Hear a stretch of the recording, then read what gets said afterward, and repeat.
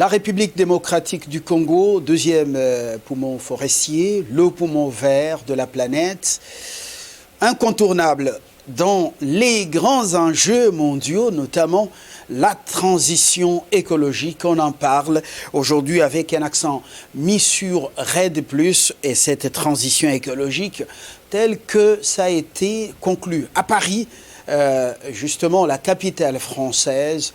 Je reçois M. Fimpa sur ce plateau. Une fois de plus, M. Fimpa, bienvenue. Merci, M. Lumbala.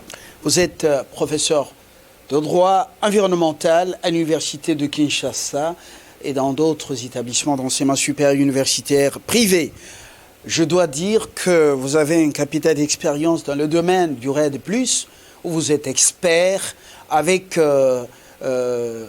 un accent particulier sur la participation locale.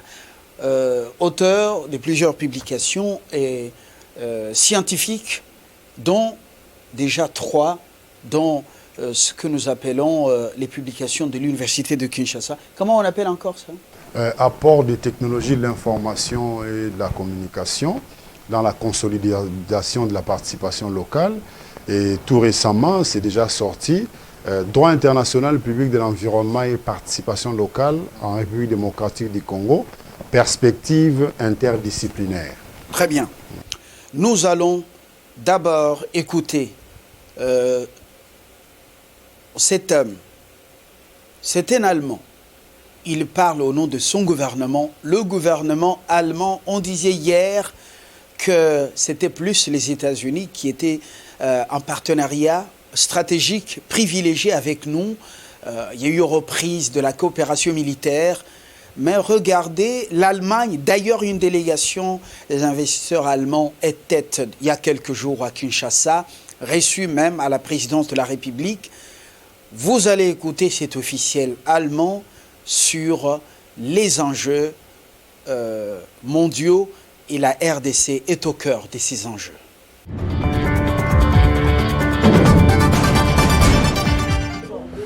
Je m'appelle Gunther Noke. Je suis le commissaire du chancelier fédéral pour l'Afrique. Et pour moi, la République démocratique du Congo est bien sûr l'un des pays les plus importants d'Afrique, avec 9 pays voisins. Nous voulons simplement que l'Afrique se porte bien, que les Africains se portent bien, que l'Afrique se porte bien. L'intérêt de l'Allemagne est que le bien-être de l'Afrique se fasse en Afrique, et cela signifie que nous, en tant que gouvernement fédéral, en tant que ministère du Développement, voulons aider le pays africain à faire avancer leur développement économique. Je pense que le temps est venu pour INGA 3 et maintenant. INGA 3 est le projet de la stratégie allemande et européenne en matière d'hydrogène qui fournit de l'électricité bon marché, ce qui permet réellement de produire de grandes quantités d'hydrogène et de créer une valeur ajoutée en Afrique, et cela est décisif. Et c'est exactement ce que veut le gouvernement allemand. Nous devons juste nous assurer que tout le monde comprend cela. J'ai étudié la physique ici à Leipzig. Dès 1985, lorsque je me suis battu contre une ou 2 mines de lignite à ciel ouvert dans la région de l'Ocide, je dis « l'avenir ne réside que dans l'hydrogène ». Comme j'ai simplement étudié la physique, cela découle logiquement des sciences naturelles. Et donc, bien sûr, nous cherchons maintenant vraiment la possibilité de produire de l'hydrogène bon marché, du carburant artificiel, de devenir vraiment neutre en CO2. Et le gouvernement allemand a adopté une stratégie sur l'hydrogène. L'Union européenne veut un grand deal à cela. Il veut une nouvelle politique africaine, elle veut jouer un rôle géopolitique. Et cela s'intègre dans le projet INGA 3, car il permet de produire beaucoup d'hydrogène en Afrique, parce qu'elle fournit de l'électricité verte et de l'hydrogène vert, et que c'est à peine si elle est aussi bonne qu'en République démocratique du Congo. Je pense que le conseil honoraire Dr Wagner y est pour beaucoup. Tous les projets ont besoin de personnes pour le faire avancer. Il ne suffit pas que quelqu'un dise « cela semble intéressant et aura probablement raison ». Il faut que quelqu'un s'en charge. Et M. Wagner, après que nous ayons échangé l'idée entre nous, début mars, a tellement fait bouger les choses ici en quelques semaines que je suis vraiment impressionné. Et même le président de la République démocratique du Congo, M. Tshisekedi, a déjà répondu. Ce sont des choses auxquelles je ne me serais pas attendu et je pense que le gouvernement fédéral allemand est également impressionné. Je pense qu'il y a quelqu'un qui a toujours bien représenté la République démocratique du Congo ici en Allemagne et je n'aurais pas pensé qu'à Leipzig, dans cette grande région, il y a un si grand bâtiment, un si beau jardin et une telle atmosphère en général. Je suis impressionné par le travail de M. Wagner et aussi par la compréhension qu'il apporte ici pour l'Afrique et pour la RDC. Pour des gens qui n'ont peut-être pas vu grand-chose, d'autres dans le monde.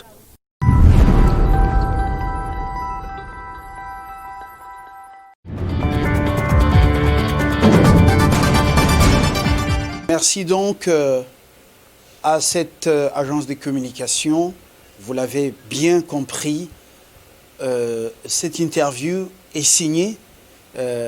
C'est pas nous qui l'avons réalisée. Honnêteté scientifique et professionnelle oblige. Ce n'est pas terminé. Cette déclaration, vous avez découvert à travers ces images l'ambassadeur de la RDC à Berlin. C'est suivi d'un projet, un projet séducteur, un projet qui emballe. Monsieur Fimpa, un projet qui parle des chiffres, qui nous arrache les sommeils alors que nous avons nos regards rivés sur les mines, croyant que notre bonheur ne réside que dans les mines. Et pourtant, notre bonheur à venir, c'est d'ici, dans le domaine, justement, de l'environnement et des énergies propres. Monsieur Fimpa, vous allez vous prononcer, mais nous prenons d'abord ce projet qui séduit.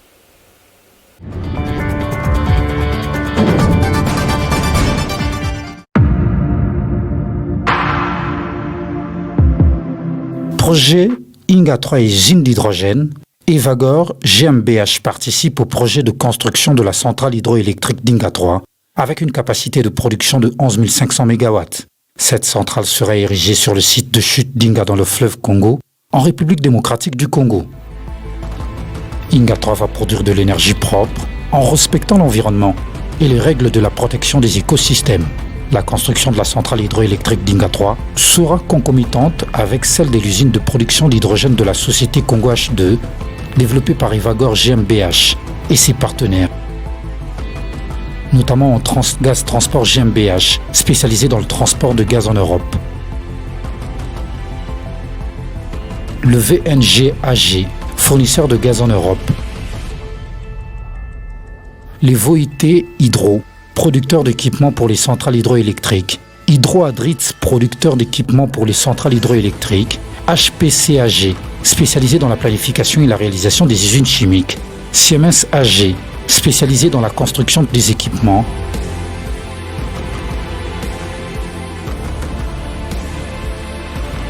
Linde AG, spécialisé dans la production d'hydrogène.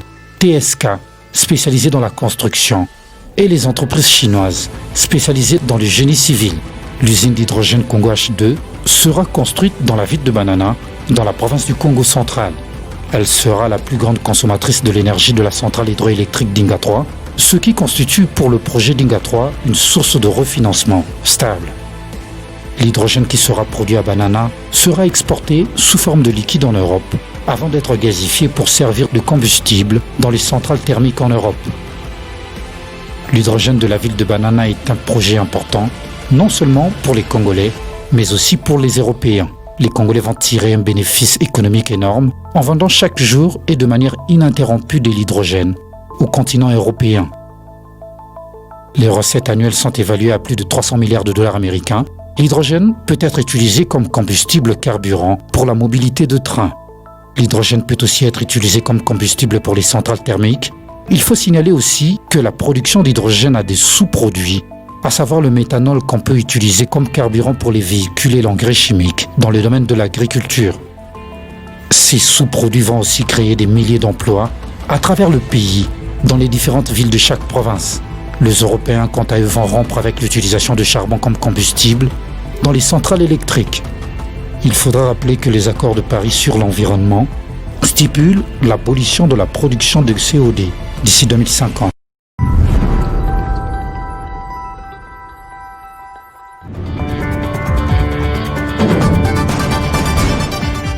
Merci à l'agence MHV.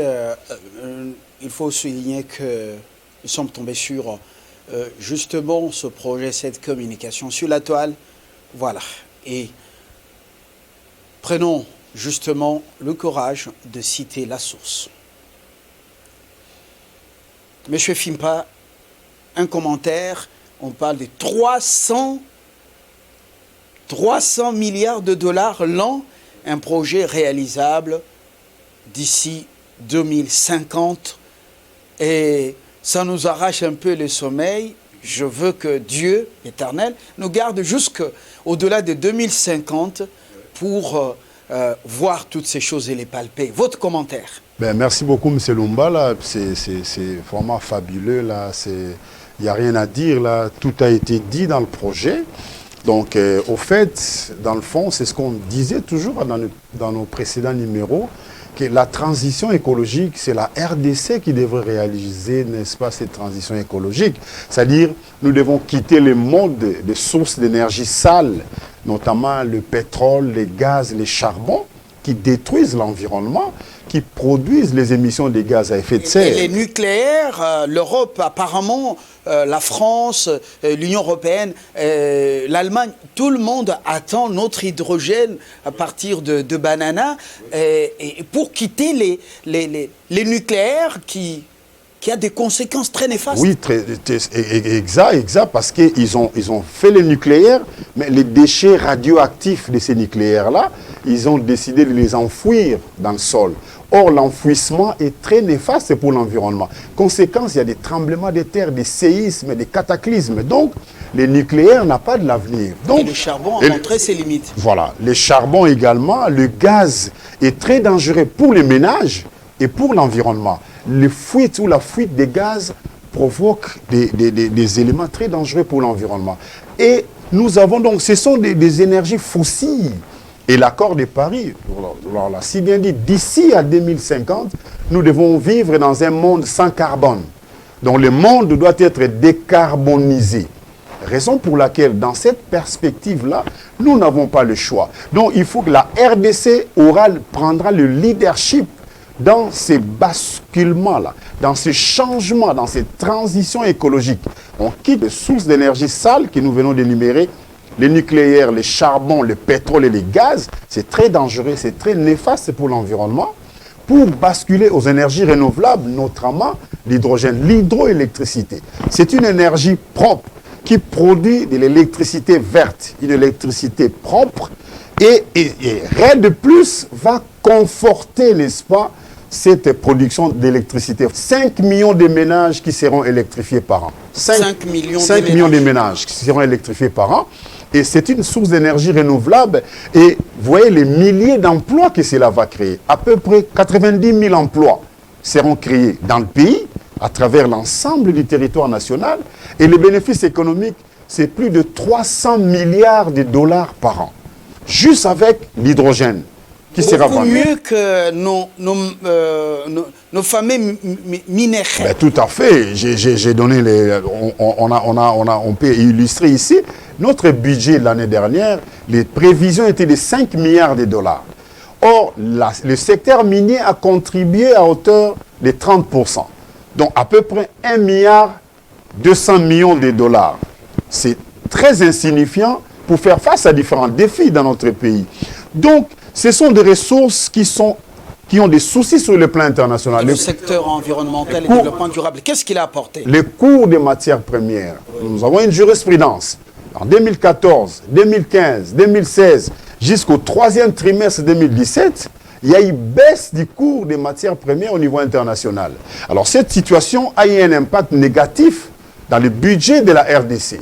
Le gouvernement congolais s'est privé des ressources pour faire face, n'est-ce pas, à ces différentes obligations régaliennes. Je vous donne un exemple. Donc, le cobalt, avant la Covid, se vendait la tonne à 35 000 dollars. Actuellement, la tonne est rendue à 29 000 dollars. Et enfin, le zinc, pour ne citer que cet exemple-là, le zinc, avant la Covid, était de 3100 $ la tonne.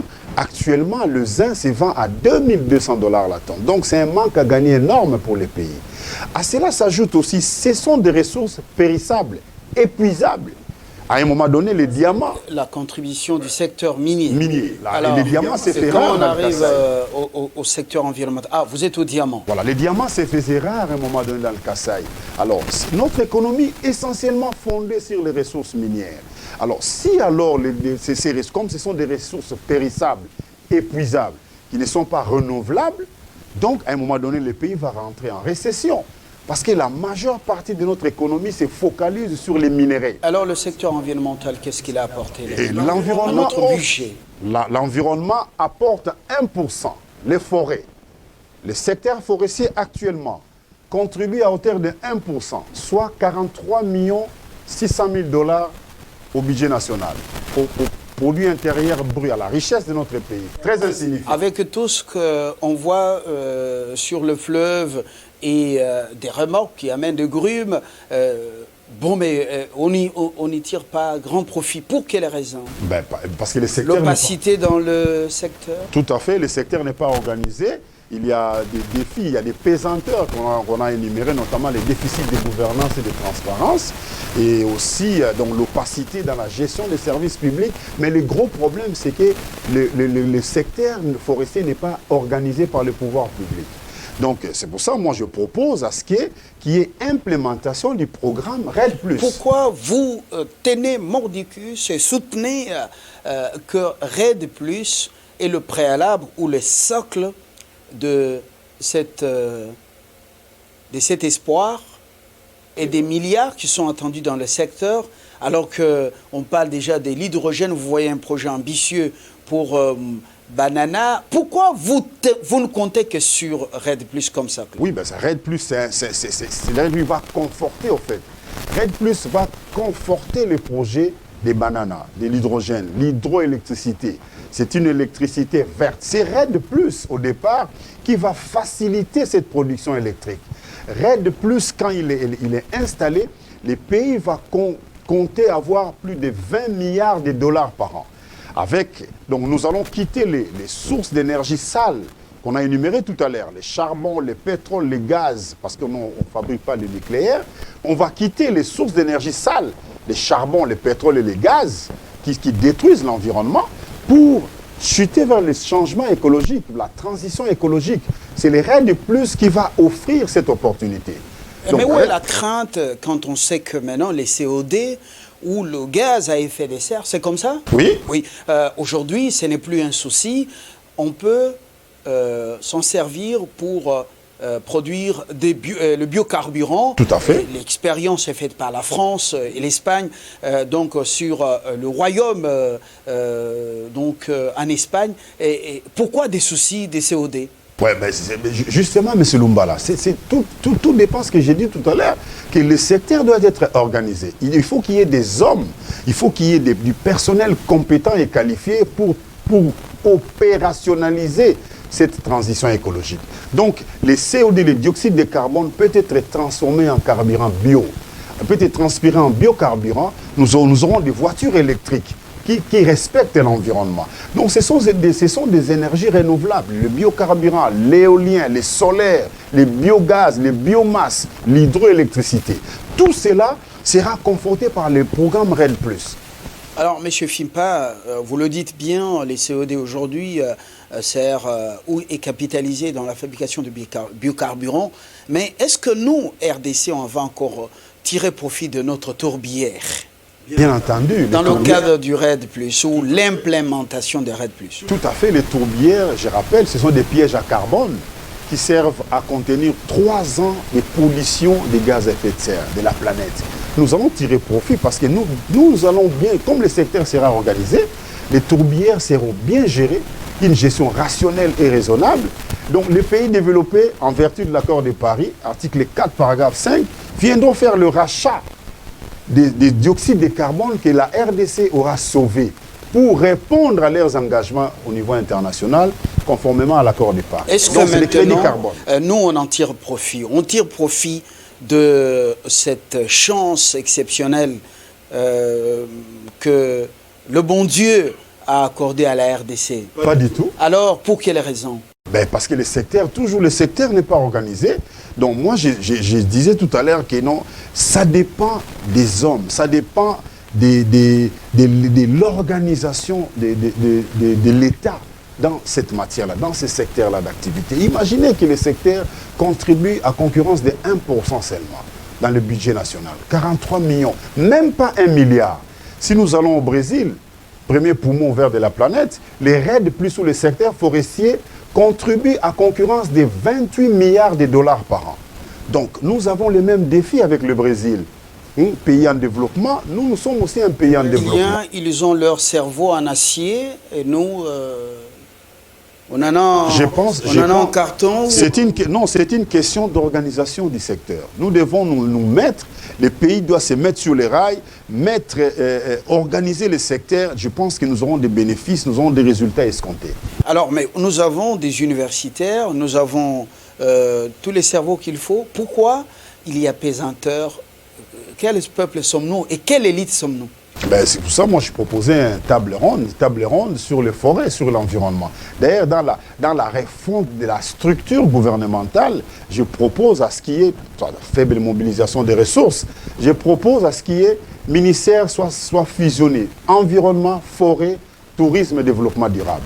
C'est-à-dire qu'il y aura des états généraux sur l'environnement, où nous allons associer tous les acteurs du secteur forestier. Ceux-là qui contribuent à ce qui est déforestation, ceux-là qui coupent les forêts, qui font de la braise pour se préparer, se réchauffer, ainsi de suite. Nous allons les réunir, écouter leurs besoins, satisfaire à leurs besoins. Et nous allons aller méthodiquement pour arriver à la gestion rationnelle. Cette gestion rationnelle va favoriser le projet de l'hydroélectricité qui rapportera 300 milliards de dollars par an pour notre pays. Sur le plan économique, sur le plan social, il y aura création d'emplois. À l'horizon 2050. Mais pour d'ici 2000, par exemple 2021, 2022, vous parlez en termes de 20 milliards de dollars américains annuellement. Annuellement pour la gestion du projet RED+. Si les projets mis en place, si tous les acteurs du projet retrouvent leurs intérêts, donc par acteurs j'entends les communautés locales, les acheteurs de crédit carbone, les fournisseurs de capitaux, les pays développés. Donc ceux qui amènent les fonds frais, tous ces acteurs-là, il faut que ces acteurs-là trouvent leurs intérêts dans ce processus. Et moi je pense qu'au bout de la seconde année, de la deuxième année, le pays va commencer déjà à récolter le fruit du projet. Donc la première année sera consacrée à l'implémentation qui n'est pas encore faite chez nous, alors que le Brésil est déjà très loin dans l'Amazonie, et l'année suivante, c'est l'année de la récolte, la première récolte. Première récolte. Alors, disons-nous les choses clairement. Disons-nous les choses clairement. Si ces milliards potentiels sont dans les pipelines et qu'il nous faut seulement l'audace, le courage de commencer quelque part, vous avez montré la procédure. Comment expliquer que les fameuses communautés locales, les autochtones, protègent les forêts? S'ils coupent ces quelques arbres pour construire leur maison, ou bien pour planter le riz dans un périmètre bien limité, les maïs et les maniocs. Mais les vrais destructeurs de nos forêts sont les multinationales qui coupent légalement ou illégalement, et les grumes partent chaque jour vers Matadi pour prendre la destination des eaux de l'océan Atlantique. À ce niveau ici, dites-nous, où est-ce que les communautés locales sont plus destructrices, comme on dit, par rapport aux multinationales? Oui, nous voulons que ça s'arrête. Nous voulons que cela, on mette un terme à cela par l'organisation du secteur. Donc nous voulons, si le secteur est organisé, parce qu'il y a un moratoire sur l'octroi des concessions forestières. Depuis 2002, ça a été confirmé en 2005. Donc nous mettons de l'ordre dans les secteurs, et le secteur va commencer à rapporter de l'argent. Comme j'ai dit tout à l'heure, on va commencer par 8 milliards va monter par 10 milliards pour atteindre 15-20 milliards de dollars. C'est possible, M. Lumbala. Le problème, c'est que le secteur sera organisé. Nous allons franchir toutes les étapes du projet RED+, de l'implémentation, de la mise en œuvre, du suivi et évaluation des résultats, et enfin de l'autopromotion et de l'autodéveloppement des localités, de nos provinces. Le projet RED+, moi je souhaite à ce que ces projets-là cessent d'être un projet et que ça soit un vécu quotidien des paysans congolais. C'est possible. Donc 20 milliards de dollars, comment cela va arriver dans notre pays? Par la vente des crédits carbone, par l'organisation des conférences et des sommets sur le climat, source génératrice des recettes, par l'exportation du bois.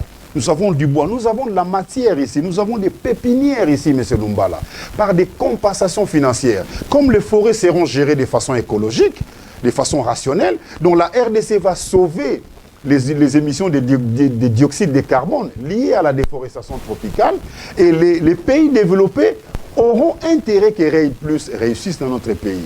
Et ils vont faire le rachat de ces COD-là. La tonne et se vend au moins à plus de 100 € à peu près. Vous voyez, donc c'est énorme. Alors, la sous-région, je parle du bassin du Congo, est-ce qu'il y a des pays qui sont privilégiés ou qui sont déjà en avance? Le Cameroun, les Gabon sont très avancés, même le Congo-Brazzaville est très avancé dans les domaines des processus RED+. Qu'est-ce qui explique justement l'efficacité de leur leadership dans le secteur? C'est le travail, le sens du travail, le sens de l'organisation dans les secteurs. Le Congo-Brazzaville Ils sont plus exigeants que nous. Oui, le Congo-Brazzaville a créé un ministère de l'économie forestière pour capitaliser les fonds liés à la forêt. Donc nous, je me répète encore, M. Lumbala, donc ça prend un leadership dans notre pays. Ça prend de l'organisation. Les secteurs offrent beaucoup d'opportunités, mais ça prend de l'organisation dans le secteur. Donc j'ai donné les chiffres tout à l'heure. La création d'emplois. 60 000 emplois seront créés par an. Et de surcroît, ça va baisser le chômage dans le pays. Rapport des Nations Unies en 2018. Plus de 95% de la population congolaise dans le chômage. 95%. Vous voyez. Donc les RED+ constituent une solution. Les RED+ vient conforter les pays. Les RED+ va créer de la richesse et augmenter le produit intérieur brut de notre pays de près de 35%. En attendant les projets de l'hydrogène, parce que c'est un processus long, mais en attendant là, les pays... L'hydrogène qui va dépendre justement de la construction, de travaux de construction, leur achèvement de Yinga 3, oui. Au niveau du Congo central. Mais RED+ va faciliter cette construction. RED+ va accompagner ces projets. Parce que les RED+ favorisera, n'est-ce pas, les changements, la transition écologique. RED+ fera ce qu'on quitte les sources d'énergie sales pour basculer aux sources d'énergie propres, notamment les énergies renouvelables. Monsieur Fimpa, les temps ne sont plus les mêmes. Covid est passé par ici. Oui, l'économie tousse, et même tousse très fort. Et puis voilà, la refonte de la structure gouvernementale, vous y avez fait allusion. Peut-être qu'au lieu de plus de 60 ministères, on pourrait en avoir une vingtaine ou 15, comme la France, qui a plus de moyens que nous, a 15 ministères, à ce que je sache, un peu plus de femmes. Alors, ici, si on décide qu'on ait une dizaine, les temps sont durs, serrer la ceinture. On doit servir la République, même tout en étant planton, protocole, et non pas être excellence et honorable. Et pourquoi, justement, un ministère, forcément, qui parle environnement, développement durable et forêt? Merci pour votre question, là, M. Lumbala, mais tout dépendra de la volonté de nos décideurs politiques. Mais moi, je souhaiterais qu'à ce qu'il y ait réduction du nombre de ministères, parce que, regarde, la crise liée à la crise sanitaire liée au coronavirus, faible mobilisation des ressources. Nous avons expliqué tout à l'heure, le secteur minier, secteur auquel le pays focalise toute son énergie, 1,2 milliard c'est très insignifiant pour faire face aux défis, pas assez de moyens. Moi, je souhaite, dans le secteur environnemental, qu'on fusionne les différents ministères, donc environnement, forêt, tourisme, développement durable, que ce soit un seul ministère. Donc, la partie environnementale s'occupera de l'assainissement de la République. Donc, nous allons booster le programme national d'assainissement qui n'est plus opérationnel. Regardez les pays comment il est sale. La partie tourisme s'occupera de l'organisation des sites touristiques, source génératrice des recettes. Les pays Émirats Arabes Unis, M. Lumbala, ils ont déjà diversifié leur économie, notamment les Qatar, dans les secteurs touristiques. Le Qatar a enregistré l'année dernière 5 milliards de dollars dans les secteurs touristiques. Ils pensent déjà à l'après-pétrole. Donc, la partie tourisme s'occupera à gérer, n'est-ce pas, des sites touristiques qui vont rapporter beaucoup d'argent dans le pays. Vous l'avez dit tout à l'heure, on avance, oui. Voilà. Le forêt, c'est la gestion du projet RED+. RED+, nous avons dit tout à l'heure, donc ça va créer de la richesse dans notre pays, plus de 20 milliards de dollars par an. Et ça va favoriser maintenant le développement durable. Donc sur le plan économique, il y aura accroissement, la croissance économique. Sur le plan écologique, il y aura réduction sur de la pression sur les forêts. Et sur le plan social, il y aura création d'emplois, donc amélioration des conditions de vie des communautés locales. Voilà. Très bien. Je ne filme pas pour ceux qui viennent peut-être de se joindre à nous. En résumé, vous regardez cette caméra sans nous décourager, un message d'espoir. Au-delà de ce tableau, je ne dirais pas noir, parce que le tableau noir nous a permis d'étudier et de découvrir la science jusqu'à ce stade. Alors, au-delà de ce tableau sombre, quel message vous avez en résumé? Merci beaucoup pour le message de la fin. Donc, chers compatriotes congolaises et congolais, voici, je vous apporte, n'est-ce pas, ma modeste contribution pour la reconstruction de notre pays. Donc, faible mobilisation des recettes, faible mobilisation de ressources. Le secteur minier a failli. Donc, nous avons 1,2 milliard de dollars par an. Contribution du secteur minier dans l'effort national. C'est très insignifiant pour faire face aux différents défis que nous avons. Donc, moi, je propose une alternative. L'alternative, c'est le projet RED+. Le projet RED+, a beaucoup d'opportunités. Le projet RED+, va créer des richesses dans les pays et augmenter le PIB de notre pays de près de 35%. Comment cela va se réaliser? Le RED+, va attirer les fonds bleus, les fonds verts, le fonds pour l'investissement de la forêt, le programme ONU-RED, les fonds de partenariat pour le carbone forestier administrés par la Banque mondiale, etc. etc. Le projet RED+, va happer les fonds carbone, les crédits carbone, qui sont des compensations financières que nous aurons dans le pays. Ensuite, il y aura création d'emplois, 60 000 emplois par an. Et de surcroît, il y aura réduction du chômage dans notre pays. Le projet RED+ va faciliter le projet de la production de l'électricité verte, l'hydrogène, et la création de milliers d'emplois, estimés à 90 000 emplois par an, et près de 300 milliards de dollars par an, qui va booster notre économie. Il y aura résurgence de plusieurs entreprises liées à l'environnement, avec un effet d'entraînement, le paiement des taxes à l'État. Et enfin, la RDC va redorer son image dans la sous-région, bassin du Congo, et au niveau international, par l'organisation périodique des sommets, des colloques, des conférences liées au climat, notamment la conférence des Nations Unies sur le changement climatique. Donc la RDC va vendre son expertise sur le plan international. Le Maroc a organisé ces sommets. L'Afrique du Sud a organisé ces sommets. Le Chili a organisé ces sommets. Donc la RDC, comme second poumon forestier, est capable de le faire. Donc voilà, mes chers compatriotes, ce que le RED+ pourra apporter pour notre pays, soulager la misère de nos populations, améliorer les conditions de vie de nos populations. Voilà le message que j'ai pour les décideurs politiques, pour l'ensemble de la communauté nationale. Je vous remercie.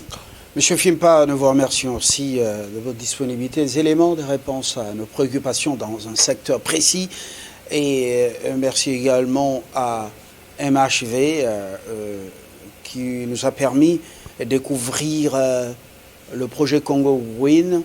Et également, voilà, cet officiel belge à partir de l'Allemagne qui démontre que l'Allemagne entre bientôt et maintenant en partenariat stratégique aussi avec la République démocratique du Congo. À très bientôt pour un autre numéro sur l'évolution de l'actualité et surtout par rapport à nos défis. À très bientôt une fois de plus. Au revoir.